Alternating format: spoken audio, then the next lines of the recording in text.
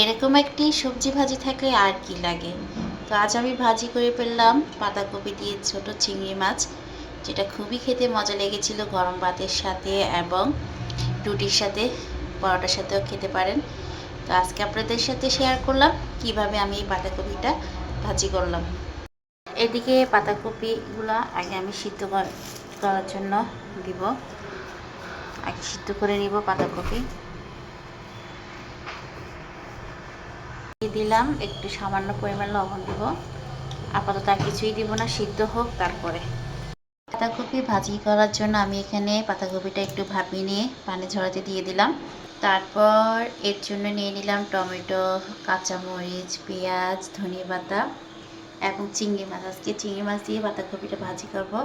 আর সাথে নিয়েছি 2টি তেজপাতা। তো আজকে এই প্রথম আমি চিংড়ি মাছ দিয়ে পাতাকপি ভাজি করছি, জানি না কেমন লাগবে, নিশ্চয়ই ভালো লাগবে মনে হচ্ছে। আজকে পাতাকপি ভাজি করব সরিষার তেল দিয়ে। এখানে আমি সরিষার তেল নিয়েছি, তাই সরিষার তেল দিয়ে দিচ্ছি। দিয়ে দিচ্ছি তেজপাতাগুলো। এখন দিয়ে দিব পেঁয়াজ কুচি, তারপর দিব কাঁচামরিচ,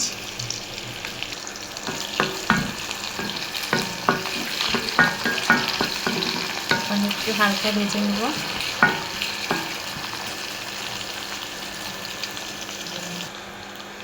লবণ দিব পরিমাণ মতো, যেহেতু আমি আগেও পাতাকপি সিদ্ধ হওয়ার সময় লবণ দিয়েছিলাম, তাই এখন অল্প করে লবণ দিব, নাহলে আবার লবণ বেশি হয়ে যাবে। সামান্য একটু রসুন বাটা দিব।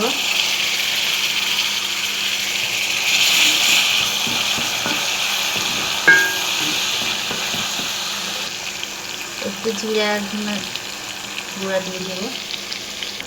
হালকা একটু হলুদের গুঁড়া দিব, যেহেতু চিংড়ি মাছ দিব, চিংড়ি মাছে একটু কালার আসতে হবে, যার কারণে একটু হলুদের গুঁড়া দিয়ে দিলাম।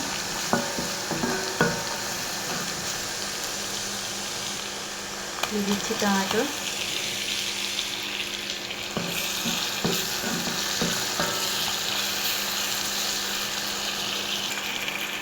এখন দিয়ে দেব গুঁড়া চিংড়ি মাছগুলো।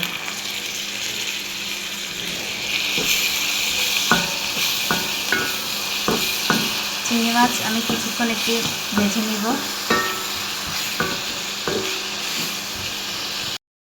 এখন পাতাকপিগুলো দিয়ে দিলাম।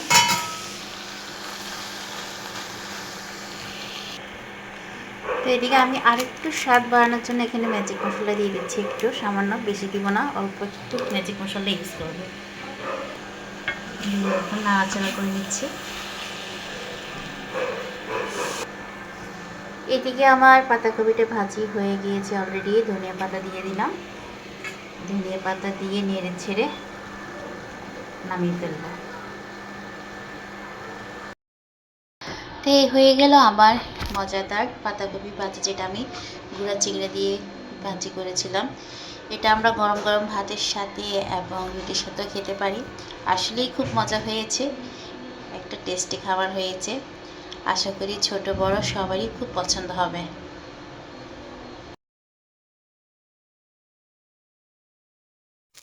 আমি এই যে সন্ধ্যার নাস্তা হিসেবে লুচির সাথে পাতাকপি ভাজিটা খেয়েছি, অনেক মজা হয়েছিল। তো কেমন লাগলো আমার আজকের এই পাতাকপি ভাজি রান্নাটা? যদি ভালো লাগে অবশ্যই কমেন্ট করে যাবেন। আল্লাহ হাফেজ।